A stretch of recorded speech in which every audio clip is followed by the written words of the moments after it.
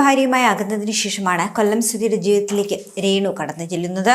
ആ ബന്ധത്തിലെ മകൻ കിച്ചു എന്ന രാഹുലിനെ സ്വന്തം മകനായി സ്വീകരിക്കുവാൻ രേണു തയ്യാറായിരുന്നു.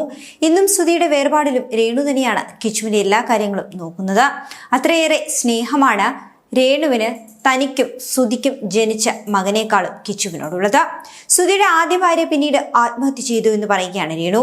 സുധിച്ചേട്ടൻ മരിക്കുന്നതിനും 2 വർഷം മുൻപെയാണ് അവർ മരിക്കുന്നത്. ആത്മഹത്യയായിരുന്നു. വേറെ ഒരു ഭർത്താവും മകനും ഉണ്ടായിരുന്നു. വേറെ ഒരു കുടുംബമായിരുന്നു അവർക്ക്. അവർ അവിടെ വെച്ചാണ് മരണപ്പെടുന്നതെന്നും രേണു പറയുന്നു. സുധിച്ചേട്ടനുമായി പരിചയപ്പെടുമ്പോൾ ആദ്യ ഭാര്യയെക്കുറിച്ച് താൻ ചോദിച്ചിരുന്നു. തന്നെയും മകനെയും ഉപേക്ഷിച്ച് അവൾ പോയെന്ന് മാത്രമാണ് പറഞ്ഞത്. എന്തുകൊണ്ടാണ് പോയതെന്ന് ചോദിക്കണമെന്ന് തോന്നിയെങ്കിലും താനെന്ന് അത് ചോദിച്ചില്ല. തനിക്കത് ചോദിക്കാൻ നാവ് പൊങ്ങിയില്ല എന്നാണ് രേണു പറയുന്നത്. സുധിച്ചേട്ടനും മകനും തന്റേതായല്ലോ എന്ന ബോധം തനിക്കെന്നുണ്ടായിരുന്നുവെന്നും രേണു പറയുന്നുണ്ട്. ഭാര്യ ഉപേക്ഷിച്ചു പോയ ആളെന്ന ടെൻഷനൊന്നും തനിക്കുണ്ടായിരുന്നില്ല. അവരോട് തനിക്ക് ദേഷ്യവും തോന്നിയില്ല. സുധിച്ചേട്ടനെ തനിക്ക് ആദ്യം കിട്ടിയില്ലല്ലോ എന്ന തോന്നൽ മാത്രമായിരുന്നു തനിക്കെന്നുണ്ടായിരുന്നുവെന്നും രേണു പറയുന്നുണ്ട്.